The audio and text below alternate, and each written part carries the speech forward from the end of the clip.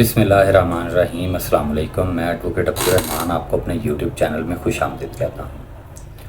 आज हम डिस्कस करेंगे कि अगर पाकिस्तान में कोई किसी के साथ फ्रॉड कर लेता है, मतलब कोई किसी को डिसीव करता है, धोखाधड़ी करता है, उससे कोई रकम, कोई गाड़ी, कोई मकान हथिया लेता है धोखाधड़ी से, तो उसके ख़िलाफ़ कानूनी तौर पर आप क्या कार्रवाई कर सकते हैं, उस केस में उसको कितनी सज़ा हो सकती है और केस का क्या प्रोसेस होगा, किस तरीके से इस मामले को लेके चलेंगे।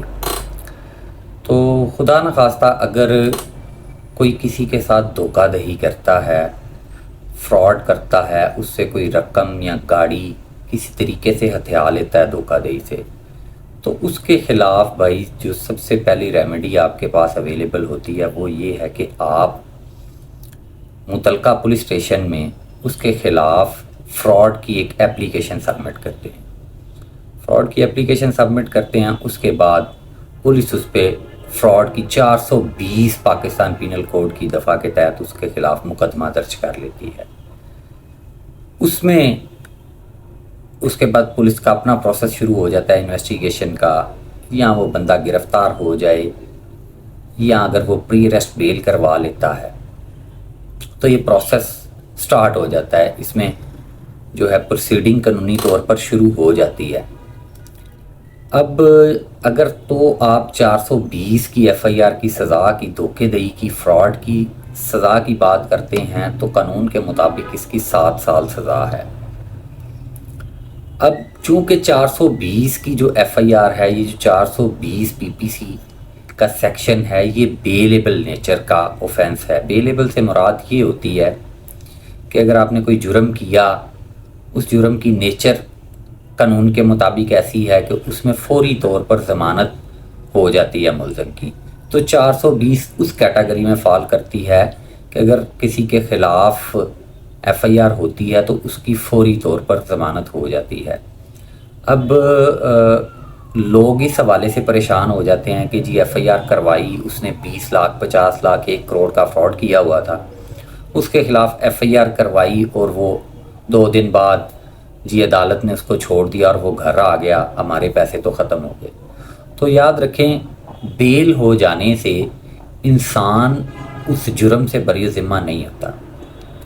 बेल हो गई, वक्ती तौर पर उसको रिलीफ मिल गया, लेकिन इसका ये मतलब नहीं है कि वो एफआईआर ख़त्म हो गई, केस ख़त्म हो गया, जो कि आम एक जर्नल कंसेप्ट लोगों के ज़हनों में मौजूद है कि ज़मानत हो जाए तो केस ख़त्म हो जाता है।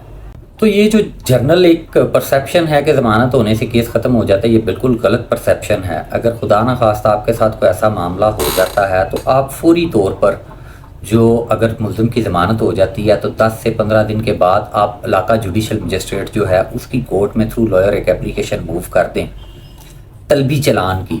173 की जो रिपोर्ट होती है, चलान जो होता है वो 15 दिन के अंदर अंदर कानूनी तौर पर कोर्ट में सबमिट करना होता है प्रोसिक्यूशन ने, पुलिस ने। अगर ना करे, आप एप्लीकेशन दें, उसका चलान जो है वो अदालत में आ जाएगा। जैसे ही चलान अदालत में आएगा, आप उसमें अपीयर हों, कोर्ट जो है मुल्ज़िम को समन कर लेगी। अगर वो नहीं आता तो उसके बेलेबल वारंट्स आ जाते हैं, वो फिर भी नहीं आता, ज़मानत कैंसिल हो जाती है, नॉन बेलेबल वारंट्स इशू हो जाते हैं। अल्टीमेटली मुल्ज़िम ने अदालत में पेश होना ही होता है, उसके बगैर उसकी जान नहीं छूटती, वो इश्तिहारी करार दे दिया जाता है।